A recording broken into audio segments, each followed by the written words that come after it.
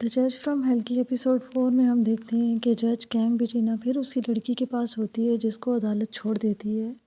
وہ اس سے پوچھتی ہے اس بچے جوئیو کے بارے میں کہ وہ کہاں ہے، تو وہ اسے کہتی ہے کہ وہ گھر پر ہے۔ پھر یہاں سے دکھاتے ہیں 4 دن پہلے کا سین۔ ڈیٹیکٹیو ہین اس کے پاس بیٹھا ہوتا ہے اور وہ اس سے کہتا ہے کہ اب مجھے کوئی پریشانی نہیں ہوتی اور میں یہ نہیں جاننا چاہتا کہ تم نے مجھے کیوں مارا تھا اور میں اس کے بعد پھر سے زندہ کیسے ہو گیا۔ وہ اس سے کہتا ہے کہ مجھے نہیں پتا کہ تم ڈیمن ہو یا نہیں، لیکن جتنا وقت میں نے تمہارے ساتھ گزارا ہے مجھے تم سے ڈر نہیں لگتا۔ پھر وہ اس سے کہتا ہے کہ اس کے بعد میں تمہیں پریشان نہیں کروں گا۔ پھر کینگ کو دکھاتے ہیں جو کہ اپنے اسی اسسٹنٹ اور ڈرکور ہیل سے ڈیمن کے ساتھ ہوتی ہے، اور وہ ان کو بتاتی ہے کہ ہین اب مزید اس کا پیچھا نہیں کرے گا اور نہ ہی وہ اسے پریشان کرے گا۔ وہ جسٹیٹیا سے پوچھتے ہیں کہ تمہیں تو خوش ہونا چاہیے لیکن تم اتنی اپسیٹ کیوں نظر آ رہی ہو۔ پھر اتنے میں اس کا اسسٹنٹ بتاتا ہے کہ جسٹیٹیا نے پہلی دفعہ ہیومن کے ایموشنز فیل کیے ہیں اور اس کے دل کی دھڑکن بھی تیز ہوئی ہے۔ وہ بھی اس وقت جب وہ ہین کے ساتھ تھی، بالکل اسی طرح جس طرح سے انسانوں کو کسی سے پیار ہوتا ہے تو وہ اس کے سامنے ان کی دل کی دھڑکن تیز ہو جاتی ہے۔ پھر اتنے میں وہ لڑکی اس سے کہتی ہے کہ ایسا ہو ہی نہیں سکتا، ڈیمن کبھی بھی انسان سے پیار نہیں کر سکتے، اور ویسے بھی اگر ایسا ہوا تو بائل نے کہا کہ موت سے بری سزا ملے گی۔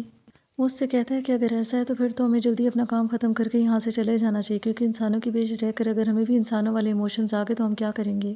اس کے بعد جسٹیٹیا مرر میں میجک کرتی ہے اور وہاں سے دیکھنے لگ جاتی ہے وہی عورت جب وہ جیل سے رہا ہو گئی تھی، کیونکہ اس کے خلاف کوئی ثبوت نہیں ملا تھا اس کے شوہر کو مارنے کا۔ وہ جب اپنے بچے کو لینے جاتی ہے تو دادی دینے سے منع کر دیتی ہے اور کہتی ہے جس طرح سے تم نے میرے بیٹے کو مارا اسی طرح سے تم میرے پوتے کو بھی مار دو گی۔ پھر وہ ایک عورت کو پیسے دیتی ہے اور پیسے دے کر اسے کچھ دوا دینے کو کہتی ہے، وہ بھی ایک جوس کے اندر ملا کر۔ وہ جوئیو کو وہ دوا دیتی ہے اور اس سے کہتی ہے کہ یہ ڈرنک تم اپنی دادی کو پلا دینا، وہ بہت بیمار رہتی ہے نا اور اس کی طبیعت بھی خراب ہوتی ہے، تو پھر وہ اس کے بعد بالکل ٹھیک ہو جائے گی، وہ سکون سے سو بھی جائے گی۔ بچہ اسی طرح سے گھر جا کر اپنی دادی کو وہ جوس کی بوٹل دے دیتا ہے۔ اتنی دیر میں وہاں پر دروازے پر اس کی اسٹیپ مام آ جاتی ہیں اور وہ آ کر اسے لے جاتی ہے وہاں سے۔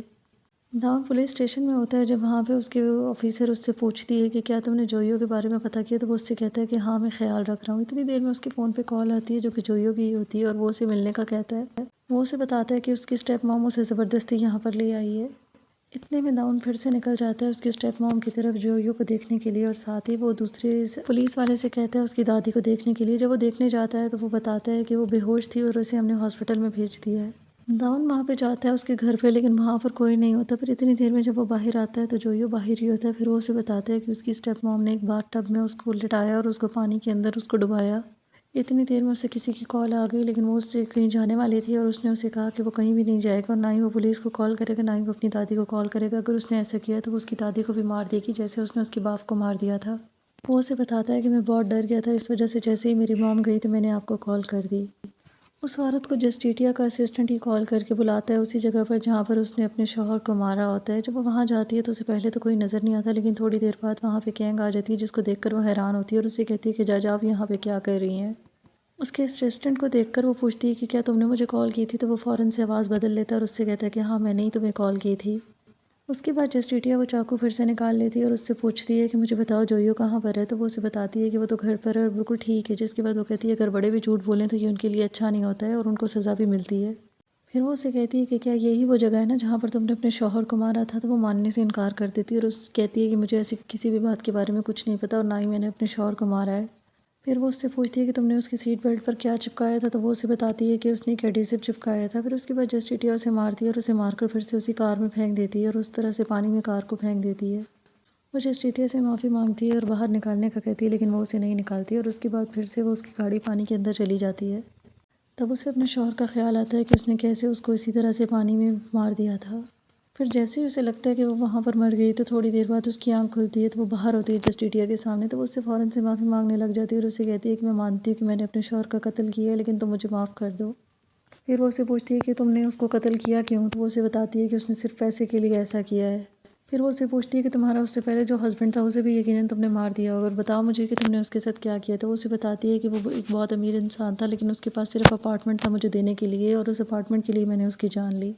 وہ اسے کہتی ہے کہ پہلے میں نے اسے کچھ ایسی دوائیں دی جس کے بعد اس کی نظر چلی گئی اور جب وہ اندھا ہو گیا تو اس کے بعد اس کو پہاڑی سے گرانا میرے لیے بہت ہی آسان تھا۔ میں نے اس کو پہاڑی سے گرایا اور اس کے بعد پولیس کو کال کر کے خود ہی بتایا کہ میرا ہسبینڈ یہاں سے سلپ ہو گیا ہے۔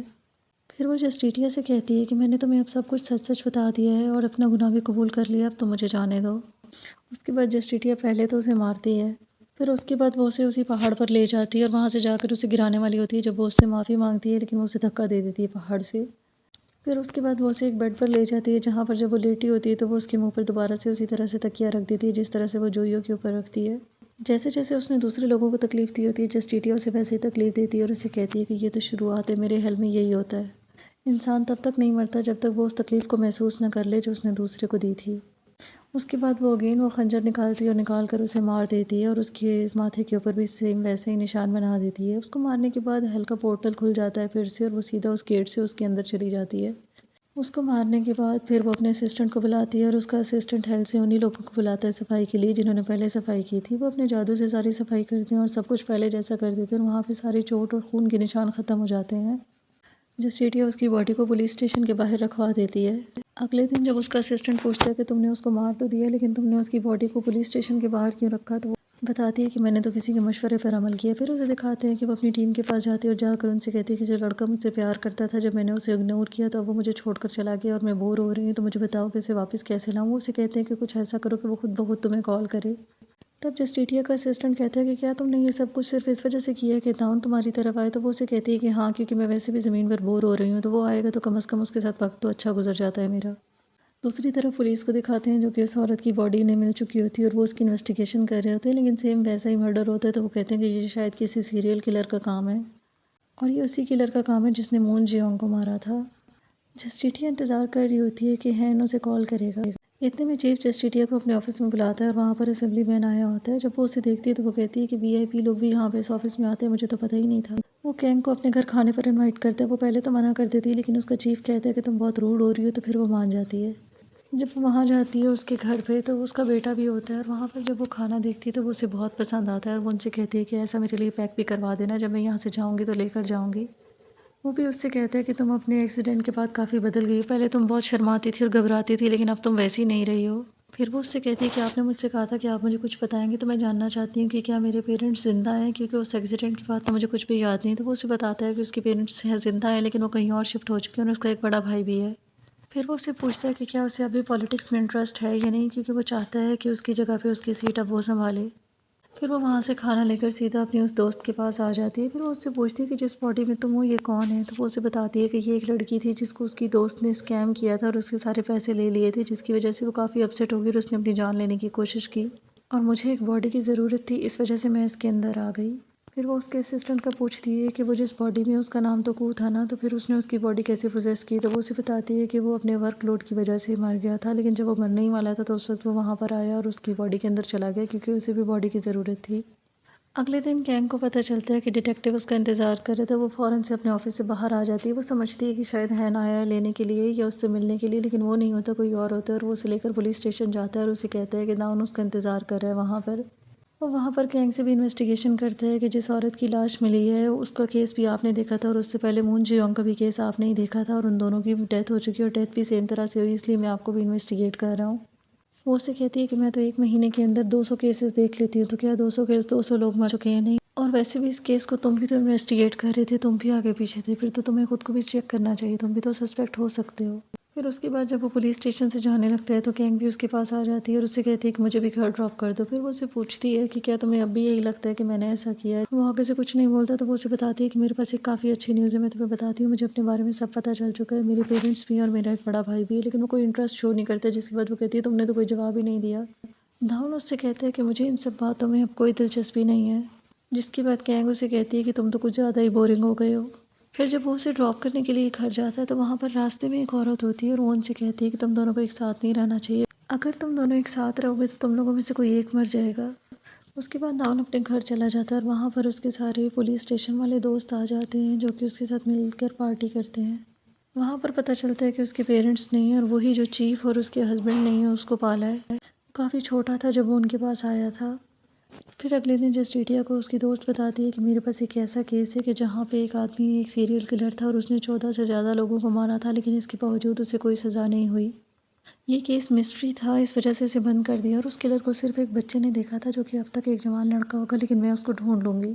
دوسری طرف ڈیٹیکٹیو داؤن کو دکھاتے ہیں جو کہ ابھی بھی اسی کیس کی انویسٹیگیشن کر رہا ہوتا ہے۔ وہ وہاں پر جاتا ہے جہاں پر اس کی گاڑی ملی تھی، تو وہ دیکھتا ہے کہ یہ تو قتل کی جگہ سے کافی دور ہے، تو پھر اس کی باڈی وہاں کیسے پہنچ گئی؟ پھر وہاں پر اسے ایک کولڈ ڈرنک کا ٹین ملتا ہے تو اسے یاد آتا ہے کہ کولڈ ڈرنک تو کینگ بھی بہت زیادہ پیتی ہے۔ اس کے بعد اسے پھر سے اس پر شک ہونے لگ جاتا ہے۔ پھر کینگ کو دکھاتے ہیں جو کہ اپنے گھر پر ہوتی ہے اور وہاں پر اس کی پڑوسن آتی ہے اور آ کر اسے بلانے لگتی ہے کیونکہ وہ چرچ لے جانا چاہتی ہے، لیکن وہ نہیں جاتی۔ پھر جب وہ دروازہ کھولتی ہے اس کی پڑوسن چلی جاتی ہے تو وہاں پر داؤن آ جاتا ہے۔ اسے دیکھ کر وہ پوچھتی ہے کہ تم یہاں پر کیسے؟ تم نے تو کہا تھا کہ اس کے بعد سے تم میرا چہرہ بھی نہیں دیکھو گے۔ تو وہ اسے بتاتا ہے کہ ایکچولی میں اب اتنا بوری نہیں رہا، مجھے پھر سے انٹرسٹ ہو رہا ہے آپ میں، تو میں جاننا چاہتا ہوں کہ ڈیمن اور کیسے ہوتے ہیں۔ پھر اتنی دیر میں اچانک سے جسٹیٹیا کی طبیعت خراب ہو جاتی ہے اور وہ وہیں پر بے ہوش ہو جاتی ہے، اور اس کے ساتھ ہی یہ ایپیسوڈ بھی اینڈ ہو جاتی ہے۔